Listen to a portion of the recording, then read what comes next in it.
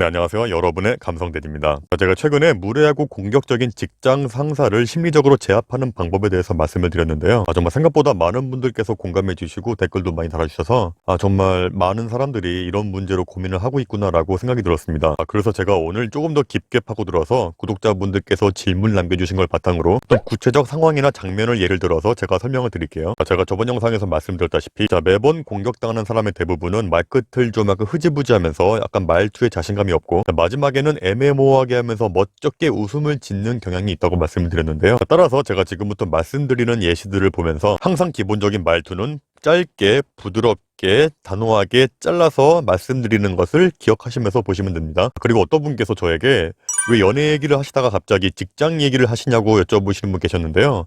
제가 그 이유는 제가 영상 맨 마지막에 말씀을 드리겠습니다. 첫 번째, 억울하게 누명을 씌우면서 공격할 때 한마디로 말해서 여러분께서 하지도 않은 일을 했다고 우기면서 공격하는 상황이죠. 야, 어제 이 엑셀 네가 했지? 누가 이딴 식으로 하래요? 네? 그거요. 이상하다. 저 어제 오전에 김 대리님이 PPT 하라 그래서 PPT 했는데, 그리고 오후에 저 거래처 갔다 와서 제가 안 한 것 같아. 자, 여기에서 구구절절하게 설명을 하면 할수록 그 상사에게 여러분의 꼬투리가 잡힐 빌미를 제공하게 됩니다. 자, 역시 최소한의 말만 짧고 부드럽게 단호하게 잘라서 말하는 게 포인트예요. 야, 어제 이 엑셀 작업 네가 했지? 누가 이따 이로 하래요? 과장님, 그거 제가 하지 않았습니다. 그래? 그럼 누가 했어? 잘 모르겠습니다. 여기서 잘 모르겠습니다라고 말할 때도 비굴하게 어쩔 줄 몰라 하면서 저 죄송한데 그거 누가 했는지 모르겠는데요? 이러진 마세요. 직장 내에서는 정말로 본인이 잘못을 했을 때만 잘못했다고 하셔야지 이렇게 잘못한 것도 없는데 죄송하단 말을 낱말하시는 분들이 계신데요. 절대로 그러실 필요가 없습니다. 제가 저번 영상에서 무례한 직장 상사가 부당하게 여러분을 공격할 때 말수를 줄이고 담담하게 반응하라고 말씀을 드렸지만 그렇다고 해서 언제나 입을 다물고 있으라는 이야기가 아닙니다. 이렇게 말을 하지 않으면 여러분에게 손해가 나는 상황에서는요. 정확하게 여러분의 입장을 항상 짧고 부드럽게 단호하게 잘라서 말하는 것을 절대로 잊으시면 안 돼요. 두 번째, 업무와는 전혀 무관한 일로 비아냥거리면서 공격할 때 이런 건요 아랫사람을 제압하고 싶어서 쓸데없이 괜히 시비를 거는 경우입니다. 상대방이 나로 하여금 움츠리고 겁먹은 모습을 보고 싶어서 그런 거예요. 아니면 괜히 자기 기분이 안 좋으니까 만만한 화풀이 대상을 찾는 거죠. 이렇게 업무랑은 전혀 무관한 일로 여러분을 공격한다면 여기에 대고 특별한 의사표시를 하실 필요가 없습니다. 야, 너 내가 살 빼라고 했어 안 했어? 얼마나 사람이 둔해 보이는 줄 아냐? 상대의 기분에 따라 장단 맞추듯이 대답하실 필요가 전혀 없습니다. 이럴 땐 아무렇지 않은 표정으로 네, 알겠습니다 정도만 대답하시면 됩니다. 만약에 거기에 대고 더 화를 내면서 야, 그래서 살 뺄 거야 안 뺄 거야? 어쩔 건데? 이렇게 한다고 해서 절대로 겁먹거나 당황하지 마세요. 그 사람은 여러분의 그런 모습을 보고 싶어서 화를 내는 거예요. 잘 모르겠네요. 이때는 납득한 느낌이 아니라 빨리 대화를 끝내고 싶은 느낌을 주는 겁니다. 무슨 이야기인지 알겠지만 납득이 안 간다는 느낌으로 감정을 넣지 마시고 차분하게 담담하게 부드럽게 잘라서 말씀하시면 돼요. 세 번째, 분노에 차서 소리를 막 지르는 경우에요. 만약에 여러분께서 잘못을 했기 때문에 그 사람이 화를 냈다면 즉시 사과하시면 됩니다. 하지만 이번 경우에는 제3자 누가 봐도 여러분의 잘못이 아닌데 상사가 여러분에게 부당하게 화를 내면서 소리를 지르는 경우에요. 이렇게 상대가 화가 나서 막 소리를 지를 때는요. 어떤 이야기를 해도 불난집에 기름을 붓는 행위예요. 이럴 때 억울해서 해명한다고 막 이야기를 늘어놓으면요. 더욱더 안 돼요. 또 모른 척하지 마시고 끝까지 관심 있게 이야기를 들으시면서 지금 난 당신의 이야기를 듣고 있다는 자세로요. 이렇게 조용히 가만히 이야기를 쭉 들으세요. 중요한 건 그 상사가 본인이 화를 내는 것을 정당하다고 포장하지 않기 위해서는요. 비굴한 모습을 보이거나 잘못됐다는 모습으로 쩔쩔매는 모습을 보이시면 안 됩니다. 그냥 무표정하게 그 사람의 눈 밑이나 목 쪽을요. 가만히 응시하면서 무표정하게 계세요. 이렇게 사람이 분노에 차서 막 소리를 지르는 경우에는요. 상대방이 나로 하여금 겁먹기를 바라는 거거든요. 그런데 이렇게 소리를 질렀음에도 불구하고 상대방이 이렇게 겁먹지 않고 일관된 표정과 태도를 보인다면 그 다음부터 여러분은 정말로 화가 나서 소리를 지르기가 어려운 사람이 됩니다. 그리고 사람이 이렇게 소리를 지르고 난리를 피웠는데 아무 반응 없이 이렇게 조용한 상황이 되면요. 사람이 이렇게 머쓱하게 돼 있어요. 그리고 나서 과장님, 제가 지금부터 설명을 해드려도 될까요? 하면서 과장님께서 지금 화를 내신 이유는 충분히 알겠습니다. 하지만 그건 사실 이런 일이었어요. 하면서 담담하게 차분하게 말끝을 흐리지 않고 또박또박 부드럽게 이야기하세요. 그런데 생각보다 이게 쉬운 일은 아닙니다. 하지만 이건 진짜로 효과가 엄청나요. 충분히 여러분도 하실 수 있습니다. 네 번째, 어떤 상황인지 영문도 모르는 채 공격을 당할 때 한마디로 상사가 나한테 막 뭐라고 하는데 도무지 이게 무슨 상황인지 파악이 안 되는 거죠. 야, 어제 내가 너한테 지출 내역 인보이스 보내라고 했는데 그리고 그리고 김 팀장이 나한테 이메일을 보냈는데 왜 관련 서류가 없어? 그리고 이메일을 봤는데 내가 엑셀 작업 수정하라는 거 했어 안 했어? 지금 막 김 부장 전화 와서 나보고 방으로 오라는데 어떡할 거야? 네? 뭐 거래처 인보이스 지출 내역 그게 엑셀? 김 팀장님이요? 그게요. 자, 이렇게 상사가 막 화를 내는데 이해가 안 간다면 당황해서 막 아무 말이나 하게 돼 있어요. 하지만 이렇게 당황하고 겁먹은 상황에서 대답을 어버버하게 된다면 상대는 여러분이 정말 잘못을 해서 어버버하는구나 해서요.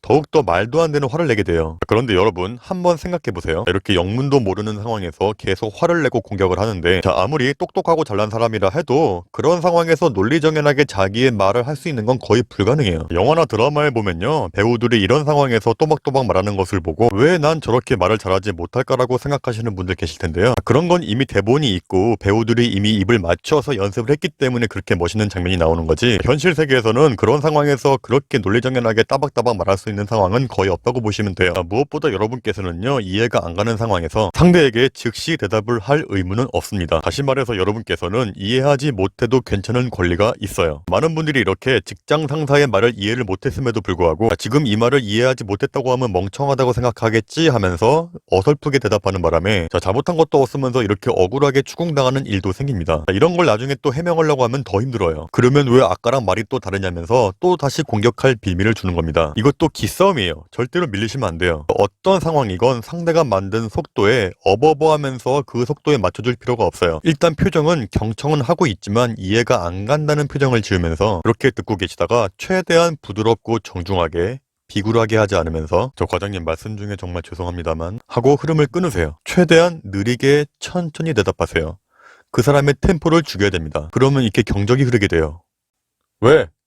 제가 과장님께 정확한 답변을 드리기 위해서 지금 이해가 안 가는 걸 좀 여쭈고 싶은데요. 말씀하신 지출 내역 인보이스는 제가 이메일로 보내드렸는데 근데 김 팀장이 그걸 확인했다는 게 좀 이해가 안 갑니다. 정확히 어떤 게 잘못됐다는 뜻인가요? 하면서 정확히 이해가 안 가는 포인트를 반드시 짚고 넘어가야 됩니다. 이렇게 하면 좀 건방져 보이지 않나요? 라고 걱정하시는 분들 계실 텐데요. 나중에 엉뚱하게 답하는 바람에 왜 아까랑 말이 틀리냐면서 억울하게 뒤집어 써서 무능해 보이는 것보다는 몇백 배 낫습니다. 이해가 안 갔으면서 이해한 척 하는 것처럼 어리석은 건 없어요. 아까 말씀드렸다시피 여러분께서는 그 이해하지 못할 권리가 있다는 걸 분명히 기억하고 계셔야 됩니다. 마지막 5번째, 부당한 업무 지시를 거절해야 될 때. 이렇게 직장에서는 꼭 자기가 해야 될 일을 밑에 부하 직원에게 떠넘기는 사람들이 있죠. 주로 신입사원 바로 윗직급들이 이런 짓들을 많이 하는데요. 이런 것도 꼭 약해 보이고 만만한 친구들에게만 합니다. 일을 떠넘기는 것도 떠넘기는 건데 일종의 약간 기선제압 같은 것도 하고 싶어서 하는 경우도 있어요. 한마디로 불합리하게 느끼는 것을 상대가 강요했을 때 거절하는 방법입니다. 이런 사람에게는 난 당신의 통제 아래에 있지 않다라는 것을 확실하게 보여줄 필요가 있습니다. 야, 나 지금 거래처 가봐야 되니까 이 서류 네가 해라.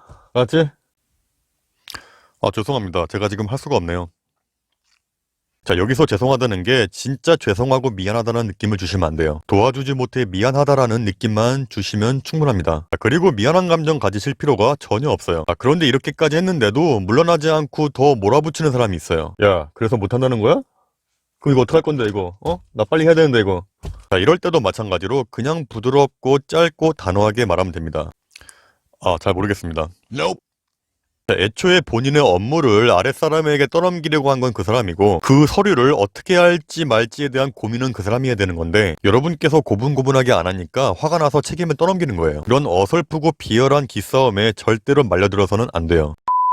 자, 여기서 이렇게 말씀하시는 분들 계실 거예요. 아니, 지금 말씀하시는 것처럼 행동하면 사람들이 다 저를 나쁘게 보진 않을까요? 제가 시간만 된다면 부당한 업무라고 해도 제가 좀 해주는 게 낫지 않나요? 그럼요, 계속 그렇게 부당하게 무시당하시면서 직장생활 하시라고 말씀드리고 싶어요. 자, 직장에서 호구냐 아니냐의 차이는요, 종이 한 장 차이예요. 자기 목소리를 분명하게 내느냐 안 내느냐의 차이. 자, 영상 처음에 제가 말씀드리기로 한 이야기를 해드릴게요. 어떤 구독자분께서 저에게 왜 연애 이야기만 하시다가 갑자기 직장생활 이야기를 하셨나요? 라고 하신 분이 계셨는데요. 자, 사실 제가 최근에 올렸던 3가지 영상 모두 다 연인 관계에도 적용시킬 수 있는 이야기입니다. 정말 은근히 많은 케이스인데요. 남자친구가 여자친구를 항상 무시하고 공격하는 커플도 굉장히 많죠. 반대로 여자친구가 남자친구를 무시하는 경우도 많이 있고요. 상대방의 공격은 한편으로는 여러분의 반응에 대한 복사판이라고 보시면 돼요. 여러분께서 애인에게 자신을 낮춘 모습을 보여줄수록 그 상대는 여러분을 더욱 강하고 무례하고 무시하게 되는 일이 생기게 되기 마련이에요. 이건 정말 어떤 인간관계에서도 나오는 간단한 구도예요. 여러분의 친구들, 직장 상사, 남자친구, 여자친구, 심지어 부모님도 마찬가지예요. 여러분께서 상대방에게 하는 행동 관계 방식이 상대방과 나의 상하 관계를 결정하게 되는 겁니다. 제가 최근에 올렸던 무례한 인간들을 제압하는 방법을 자세히 보시면요, 이게 어떻게 보면 굉장히 사소한 대처법이지만 이걸 계속 마음속에 품으시고 하나씩 실천하시다 보면 여러분은 어떠한 인간관계에서건 우위를 점할 수 있어요. 여러분들에게 상대방 위에 올라가서 짓밟으라는 이야기가 아닙니다. 저는 언제나 여러분께서 주체성을 가지고 여러분의 인생을 사시라고 말씀을 드리고 싶은 거예요. 자, 지금까지 직장 상사건 남자친구건 부모님이건 여러분을 쥐고 흔들었던 그 주도권을 여러분이 직접 쥐시게 돼야 상대방의 입장은 저절로 낮아지게 돼 있어요. 자, 예를 들면 무슨 일을 하건 매사에 부모님의 의견을 물으면서 항상 부모님의 결정만 따르면서 무시를 당하던 사람이 아무것도 묻지 않고 결정하거나 결정한 후에 통보만 했더니, 자, 신기하게도 그 이후로 전혀 무시당하지 않았다는 이야기는 얼마든지 있어요. 연인 사이, 부부 사이도 마찬가지고요. 자, 어떠한 인간관계든 적절한 선을 긋고 적절한 거리감을 둬서 여러분의 주체성 있는 인생을 살아가세요. 저는 그 말씀을 꼭 드리고 싶었습니다. 자, 오늘 이야기 여기까지 하겠습니다. 감사합니다.